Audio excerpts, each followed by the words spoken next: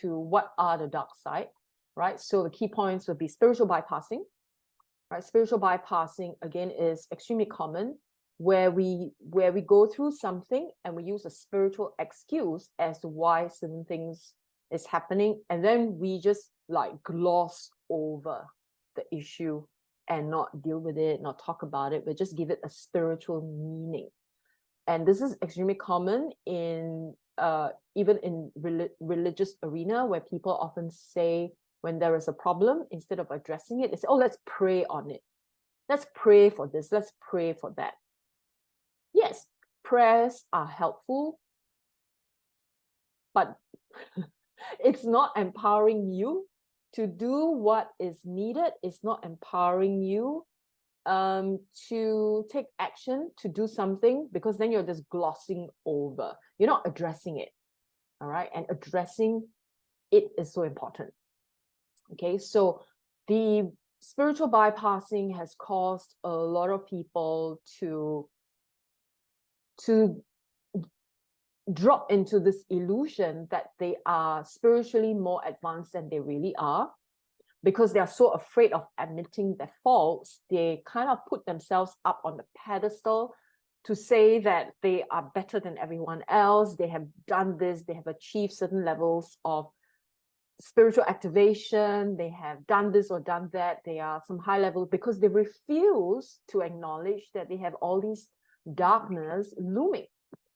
And because there's a false belief, and this comes from traditional religion as well, there's a false belief that if you were to acknowledge that you have these things, then you have fallen, right? You are no longer in the light. But that is not true, right? That is, we are all humans. We all have the human experience. We all make mistakes. How can we not have mistakes? How can we not have a dark psychology or dark intentions or strange thinking? You know, it comes from all of our programming. It comes from our trauma. It comes from society. It comes from culture. It comes from, you know, so many things going on. And if we do not address them, they become some sort of a mental illness.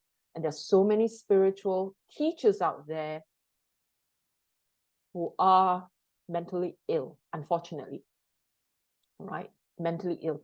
And this includes leaders in traditional religions as well. They're quite mentally ill. But the mental illness is not to the point where you can see it so obviously, and so you're not going to like lock them up in an asylum, right? These are acceptable kind of mental illness because people cannot see the darkness in themselves, so they cannot see it in their spiritual leaders. Okay, and so you know, in a spiritual movement, whether religion or New Age, there's so much of spiritual bypassing that we do not acknowledge, or we do not encourage self-awareness, and we do not encourage or empower people to address underlying problems. People like to gloss over, and the glossing over doesn't help us. You know, like, just take any spiritual text, right? Every spiritual text teach you to be good. And in our innocent, naive, desire to be good, we just constantly try to be good, that when the dark side comes up, we don't want to look at it. We turn our backs on the dark side and we say, okay, you know, I'm pure, I'm good, I'm really this, I'm really that. But then what we turn our back against, right, is just going to build.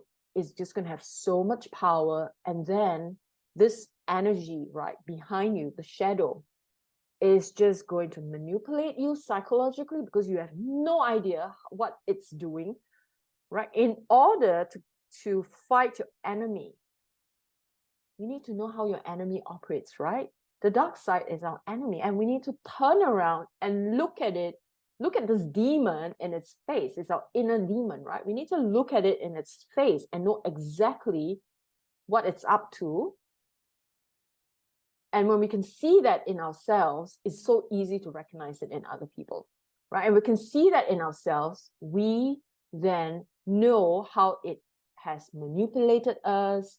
We know what is its intentions and what are all the fuck ups it has done, and what it is responsible for in our lives, and all the mistakes we have made. It's really from the shadow.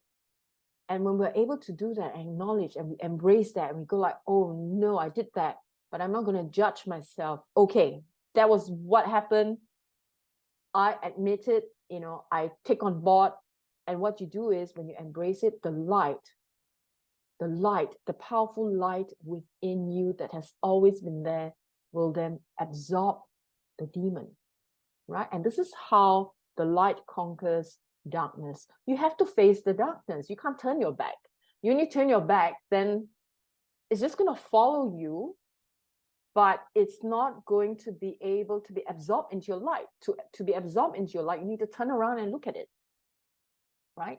Of course, what I'm sharing here is an illustration. We literally have to turn around and look at it on a psychological level. We do have to address them. We do have to look at them. We do have to turn everything upside down and look at ourselves like, oh my God, this is what I did. This was my intention. If I was honest with myself, this was my intention, in all my selfishness and in all my vanity and my pride, this was what I did. I was trying to hide away from my own shadow, thinking that I am so brilliant and so light and so loved. But the thing is, the more you try to hide away from the shadow, the more powerful it gets. And this is where the shadow gets bigger and bigger, your light diminishes. But if you're able to turn around and look at it, your light, right, is so bright and powerful, it absorbs. And then the shadow gets smaller and smaller. And then your light becomes who you are, right? So to become spiritual is not, especially in the new age, right? You don't advance through spiritual activations. You advance by looking at your demonic side. All of us have that, right? So, okay, demonic may be a strong word. Looking at your inner demons, right? We all have to look at our own inner demons. Okay. Now, then there is this thing called narcissism. Well, what happens when we are spiritually narcissistic is that we have an overemphasis on our personal spiritual growth, and we disregard the needs of others. We see this happening a lot, right? Where in spiritual groups, whether it's a cult or a church or a new age group, where maybe the leader would say, okay, for the sake of humanity, I am going to be the one to ascend, and all of you have to support me in my ascension.